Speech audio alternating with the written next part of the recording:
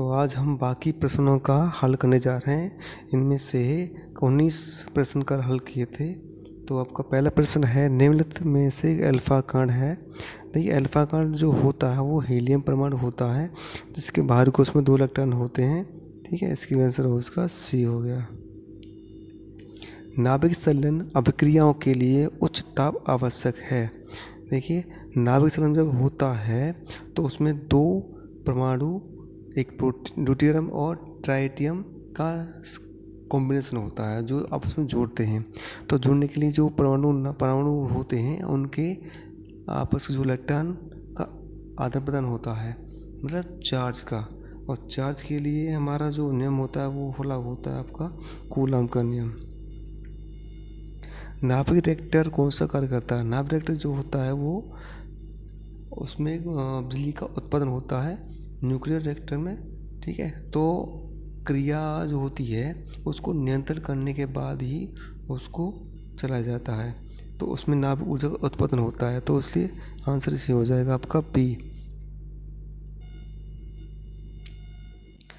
नाभिकीय परिवर्तन लेड 215 से लेड 211 में कितने अल्फा कण उत्सर्जित होंगे? देखिए, एक अल्फा कण निकलने पर 4 इकाई की कमी होती है। ठीक है, तो 215 से 216 में कितना कमी होगी? 4 की। तो एक इलेक्ट्रॉन, एक अल्फा कण निकलने से कमी 4 की और हो गई। तो 4 एक 4, आंसर आपका 1, इसलिए आंसर फर्स्ट हो गया। किस समस्थानिक का उपयोग पुरानी वस्तुओं के निर्धारण में किया जाता है? कार्बन 14। हाइड्रोजन बम किस सिद्धांत पर आधारित होता है? हाइड्रोजन बम होता है आपका नाभिकीय संलयन पर।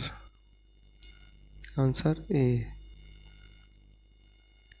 रेडियो एक्टिव तत्वों की अर्धायु की समय सीमा कितनी होती है? इसकी होती है 10⁻7 से 10⁻12 वर्ष तक।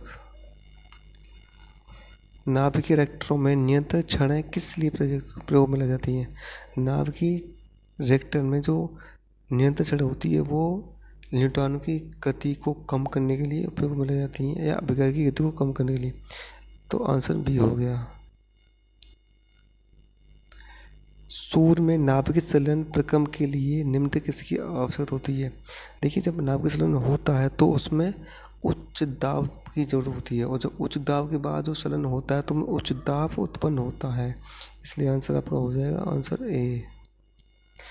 परमाणु बम निम्न में से किस तंत्र पर कार्य करता है? परमाणु बम हमारा नाभिकीय विखंडन पर कार्य करता है। नाभिकीय विखंडन अभिक्रिया में एक तत्व का नाभिक, तो विखंडन जो होता है उसमें 2 ही तत्वों में टूटता है, जिसमें से वो अपने कुछ पार्ट को खो देता है। Answer D. सूर्य अपनी विकिरण ऊर्जा प्राप्त करता है नाभिकीय संलयन द्वारा। नाभिकीय संलयन हो गया आपका संलयन प्रक्रम द्वारा। कोई भी परमाणु रेडियोएक्टिवता तभी दर्शाता है जब उसके परमाणु में होते हैं अस्थायी नाभिक।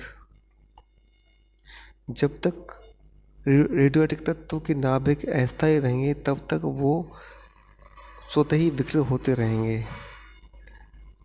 निम्नलिखित किसका विखंडन स्वयं नहीं होता है? देखिए, जिन तत्वों के परमाणु क्रमांक 88 से ऊपर होते हैं वो परमाणु अस्थायी होते हैं, जो उनसे नीचे वाले होते हैं वो होते हैं स्थायी, इसलिए आंसर होगा बी।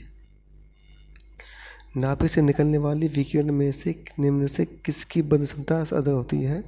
वो होती गामा किरणों की।